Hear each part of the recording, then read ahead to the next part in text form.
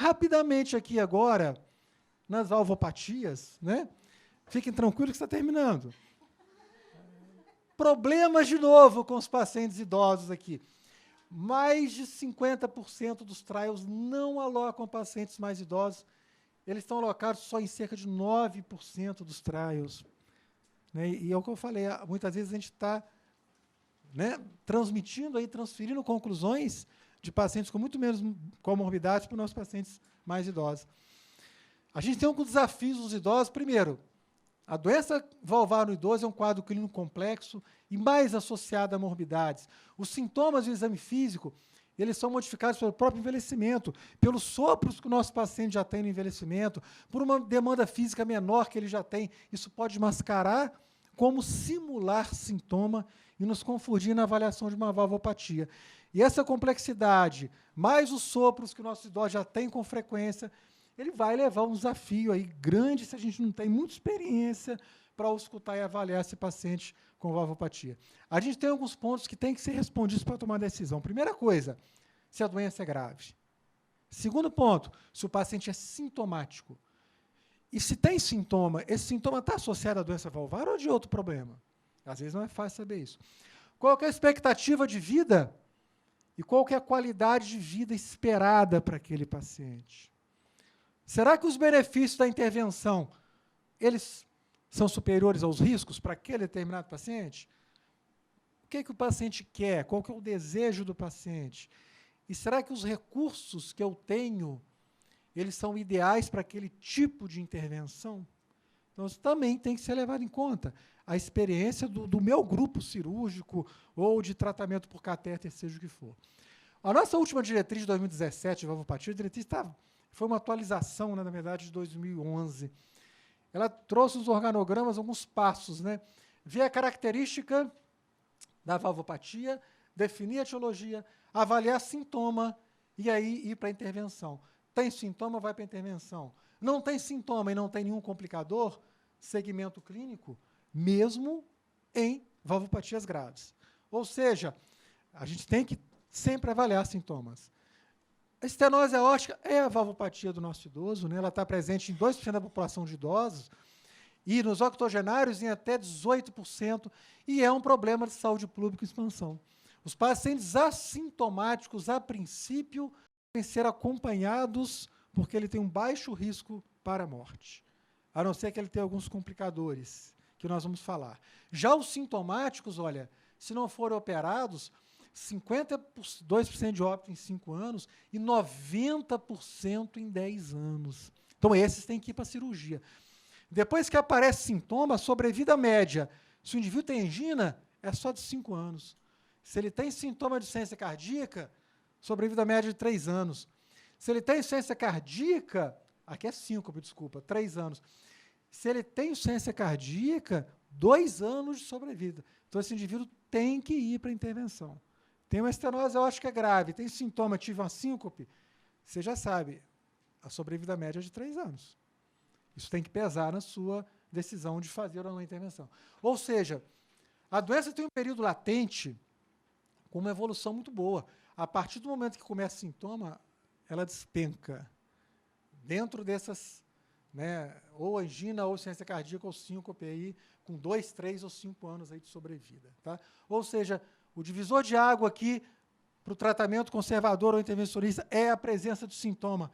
Tem sintoma, eu vou pensar em tratamento intervencionista. Então, na estenose aórtica, como é que eu coloco naquele quadrinho que eu falei? Olha só, a estenose é grave? É. Defina a etiologia, seja ela qual for, vai dar continuidade do mesmo jeito, só por definir a etiologia. O nosso paciente idoso está aqui, né, degenerativo.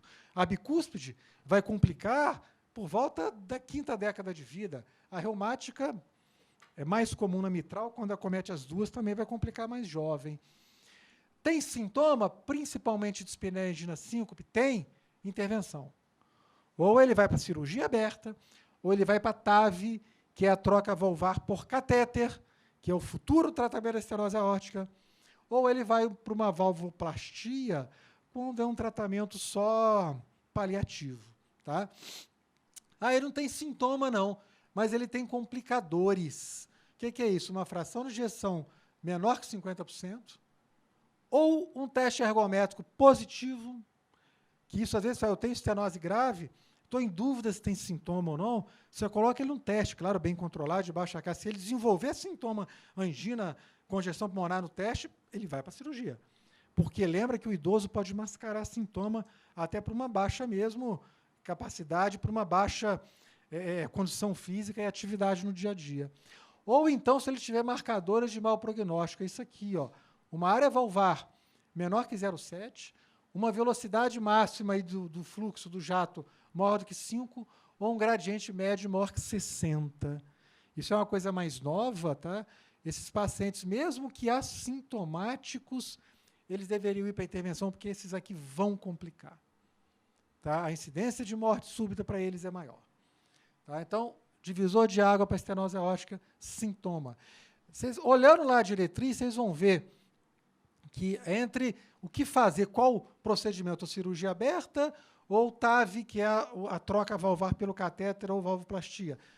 Pacientes de baixo risco e risco intermediário, eu vou para troca valvar, cirurgia aberta. Agora, se eu tenho um paciente com risco muito alto, com uma cirurgia proibitiva, sempre com a presença de um heart team, de preferência com o geriatra junto, esse paciente seria elegível para a troca valvar percutânea. Os resultados hoje são excelentes, temos alguns serviços em Belo Horizonte com ampla, hoje já experiência nisso, e com resultados muito bons. E a valvoplastia, que é simplesmente dilatar a válvula com balão, ela vai ser para casos de ponte terapêutica, né? Quando eu não tenho condição cirúrgica, quando esse paciente está em ponte para outros procedimentos, é um tratamento paliativo. Ele não vai ter resultado nenhum aí a longo prazo, não. Tá? É uma paliação somente. Então, paciente de alto risco cirúrgico, policomorbidades, o nosso paciente muito idoso, vamos pensar em TAV para ele. Né? Um resultado a curto e médio prazo atualmente excelente, com risco de complicação muito menor do que uma cirurgia aberta, que é uma torada, uma cirurgia de troca valvar aórtica. Né? Então, aqui estão as indicações nossas, né, da nossa diretriz de 2017. O indivíduo que tem sintoma com risco cirúrgico baixo ou intermediário, esse indivíduo seria classe 1A. Aqui são as 3 diretrizes, né? Tanto na nossa, quanto na americana, quanto na europeia.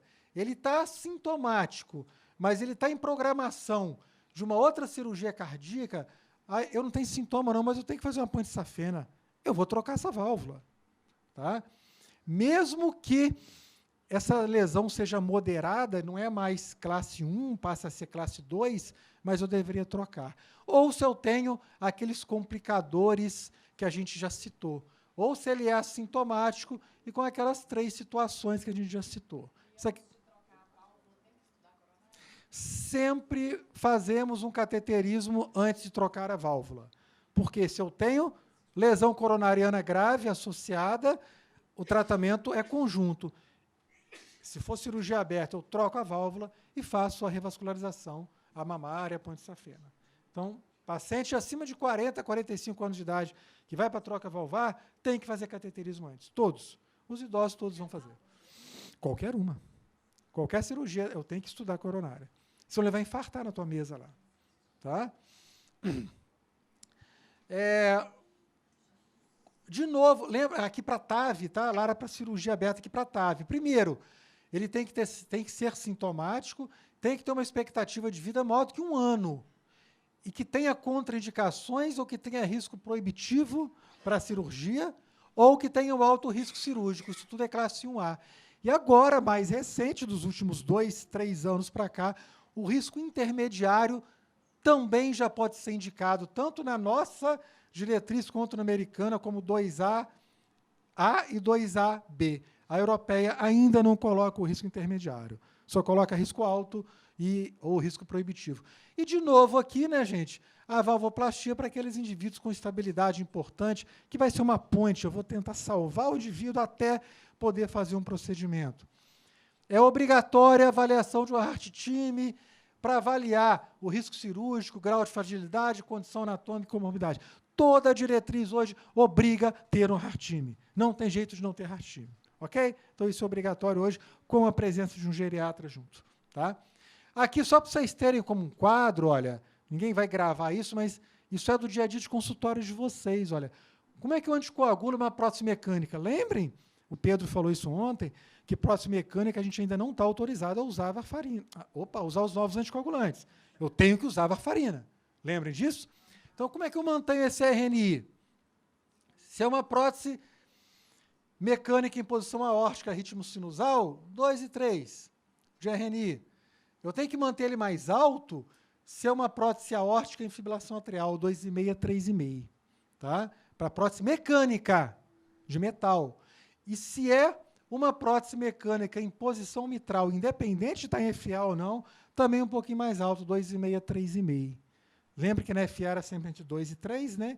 Se eu tenho uma prótese mitral ou é uma prótese aórtica e o indivíduo está em FA, um RNI um pouquinho maior. O poder trombogênico aí aumenta mais. Tá?